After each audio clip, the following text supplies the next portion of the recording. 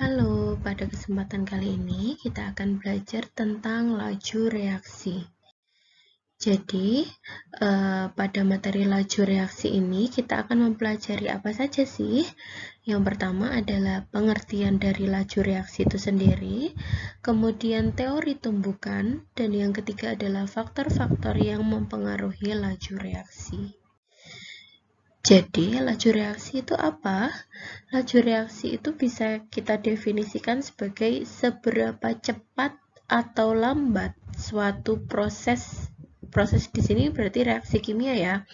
Seberapa cepat atau lambat suatu reaksi kimia berlangsung. Ya, besarnya perubahan yang terjadi itu dinyatakan dalam satuan waktu, misal dalam detik, menit, jam, hari, dan seterusnya. Nah, laju reaksi itu bisa diartikan sebagai laju berkurangnya pereaksi, ya. Kalau kalian masih ingat kemarin waktu kita belajar tentang persamaan reaksi, pereaksi itu yang ada di sebelah kiri panah, ya. Jadi laju berkurangnya pereaksi karena semakin lama dia akan semakin berkurang, atau laju bertambahnya pembentukan produk, ya. Jadi di sisi kanan itu kan semakin lama semakin bertambah, ya, maka dia bisa disebut sebagai laju bertambahnya produk. Nah, kalau kita amati reaksi-reaksi yang ada di kehidupan kita sehari-hari, ya, reaksi yang pertama ini meledaknya kembang api. Nah, proses meledaknya kembang api itu kan butuh waktu yang singkat, ya, dalam hitungan detik atau menit, nggak dalam hitungan hari atau tahun. Tapi kalau misalnya pembusukan roti ini, dia berlangsung dalam hitungan hari atau minggu. Perkaratan besi itu berlangsung sangat lama, dia berlangsung dalam hitungan bulan atau tahun. Nah, apalagi pembentukan fosil itu bermiliar-miliar atau berjuta-juta tahun. Jadi laju reaksi itu bisa berjalan cepat atau lambat, ya. Kemudian selanjutnya yang kita pelajari adalah tentang teori tumbukan. Ya, suatu reaksi itu bisa berlangsung sebagai hasil tumbukan antara partikel bereaksi. Ya, jadi reaktan-reaktan itu saling bertumbukan sehingga bisa menghasilkan produk. Tetapi tidak semua tumbukan menghasilkan reaksi. Hanya tumbukan antar partikel yang memiliki energi yang cukup serta arah tumbukan yang tepat. Ya, jadi bereaksi ini dia harus punya energi yang cukup serta arah tumbukan yang tepat, baru nanti akan terjadi reaksi. Jadi laju reaksi itu tergantung pada 3 hal. Yang pertama adalah frekuensi tumbukan. Jadi semakin sering reaktan atau reaksi itu bertumbukan, maka semakin besar kemungkinan terjadinya reaksi. Kemudian energi partikel bereaksi semakin tinggi berarti akan semakin mudah bereaksi. Dan yang terakhir arah tumbukannya harus tepat, ya, sehingga bisa terjadi reaksi. Nah, ketika kita berbicara tentang tumbukan, ada yang namanya tumbukan efektif, yaitu tumbukan yang menghasilkan reaksi. Ya, Rx ini adalah reaksi. Kemudian ada juga yang namanya energi pengaktifan atau energi aktivasi, yaitu energi kinetik minimum yang harus dimiliki oleh pereaksi sehingga reaksi dapat berlangsung. Ya, kemudian energi pengaktifan itu juga bisa diartikan sebagai barrier atau penghalang antara reaksi dan produk. Jadi reaksi itu harus didorong melewati energi penghalang sehingga bisa menjadi produk. Di sini Ibu punya contoh. Ini adalah proses pembentukan air, ya. Air H2O dari H2 dan O2. Nah, H2 dan O2 ini tidak serta-merta bisa membentuk H2O secara langsung, ya. Dia harus punya energi cukup yang namanya energi aktivasi atau energi pengaktifan. Jadi dia harus bisa melampaui energi ini dulu biar bisa menjadi H2O. Oke. Kemudian bagaimana sih cara kita menentukan laju reaksi itu? Laju reaksi itu bisa ditentukan yang pertama dengan percobaan, yaitu mengukur banyaknya reaksi yang dihabiskan atau banyaknya produk yang dihasilkan pada suatu waktu tertentu. Kemudian, kalian juga bisa mengukur jumlah salah satu reaktan atau produknya, tentunya dalam jangka waktu tertentu juga. Ya, di sini kalau kita plotkan antara konsentrasi dengan waktu ya, konsentrasi dari pereaksi atau reaktan itu semakin lama semakin berkurang, sehingga kita menyebut laju reaksi tadi sebagai laju berkurangnya pereaksi. Kemudian kalau kita plotkan lagi, semakin lama hasil reaksi itu semakin bertambah, sehingga kita bisa sebutkan bahwa laju reaksi itu adalah laju pertambahan hasil reaksi atau produk. Nah, faktor-faktor yang mempengaruhi laju reaksi itu ada apa saja toh? Yang pertama itu ada yang namanya luas permukaan. Ya, ini berlaku untuk reaksi yang melibatkan zat padat. Contohnya, pelarutan kaustik soda untuk menaikkan pH air pada external water treatment. Pokoknya ini semacam pelarutan NaOH gitulah, kalian bayangkannya, sehingga dari grafik ini ya, partikel serbuk reaksinya itu lebih cepat dari partikel batangan ya. Kalau kita lihat di sini grafiknya ya, dalam jumlah waktu yang sama nih, kaustik soda atau NaOH itu dia itu ngedropnya itu, kalau dalam bentuk batangan ya, dia itu ngedropnya biasa aja ya, seiring bertambahnya waktu. Tapi kalau kalian menggunakan serbuk, ngedropnya itu tajam, berkurangnya masa kaustik sodanya itu sangat tajam, sehingga kita bisa simpulkan bahwa partikel serbuk itu lebih mudah larut daripada partikel batangan. Kenapa?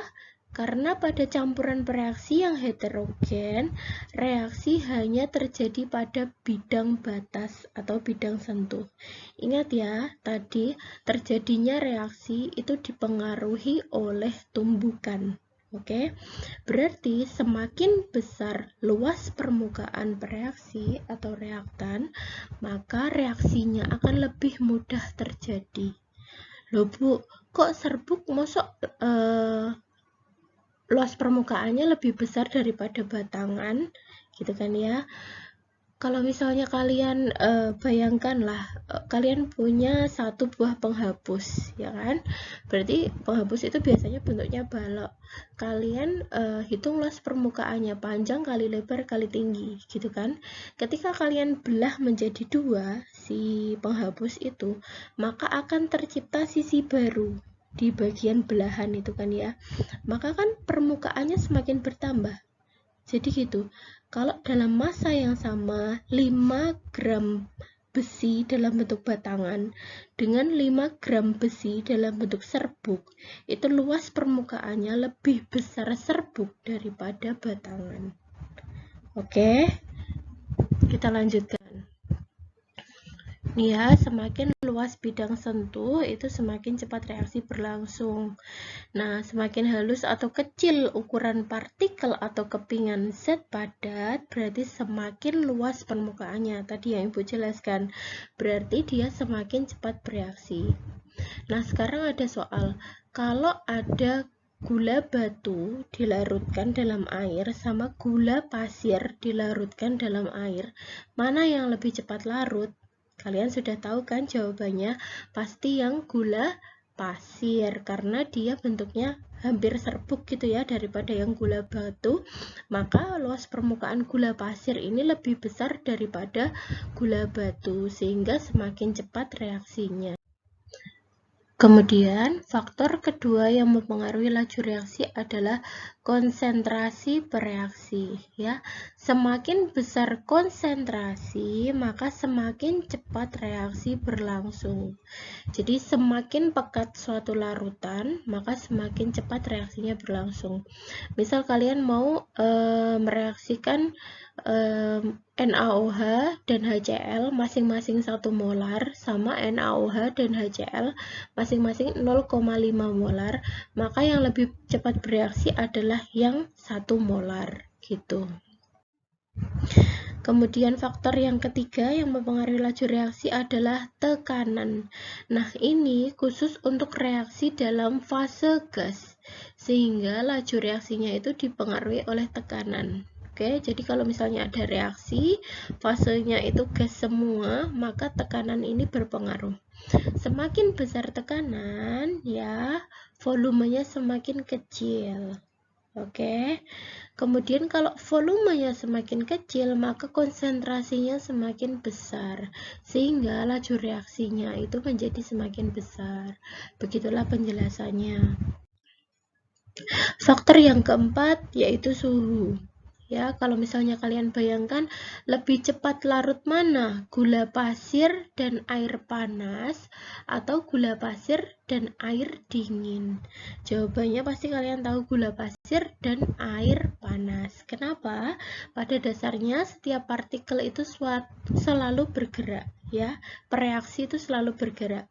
Dengan meningkatnya suhu, maka energi gerak atau energi kinetiknya akan semakin bertambah, sehingga tumbukan sering terjadi. Oke, kalau kalian berada di ruang yang panas gitu kan, bawaannya kan kalian menjadi gerah, dan gerakan kalian itu menjadi tidak teratur, ada yang kipas-kipas, ada yang ngapain gitu kan, berarti energi kinetik kalian itu bertambah, sehingga tumbukannya akan lebih sering terjadi. Kalau tumbukan lebih sering terjadi, maka laju reaksinya semakin cepat.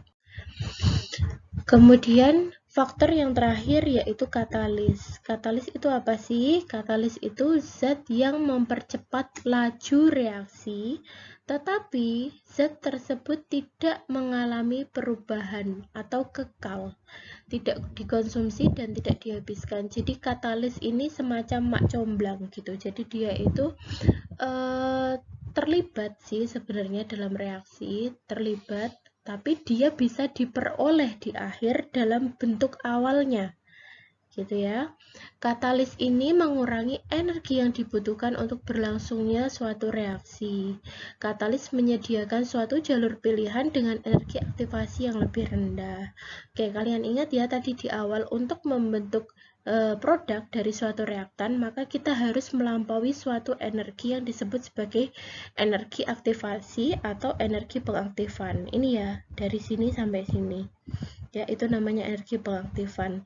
Nah, dengan adanya katalis atau mak comblang tadi, maka kita tidak perlu lewat energi yang segini tingginya, tapi kita cukup melewati energi yang bawah ini, yang lebih rendah gitu. Jadi biar effortnya itu lebih rendah, maka perlu adanya katalis. Ini ilustrasinya seperti ini. Kalau nggak ada katalis, itu sama seperti kita mau pindah dari titik ini ke titik ini melewati yang atas, ya, butuh energi lebih banyak. Tapi kalau adanya katalis, ya, kita bisa melewati jalur khusus yang tidak perlu energi lebih besar daripada energi aktivasi tadi. Ya, jadi kalau kalian summary atau kalian rangkum tadi faktor-faktor yang mempengaruhi laju reaksi, ada yang pertama luas permukaan, kemudian suhu, kemudian konsentrasi, kemudian tekanan, dan yang terakhir adalah katalis. Terima kasih.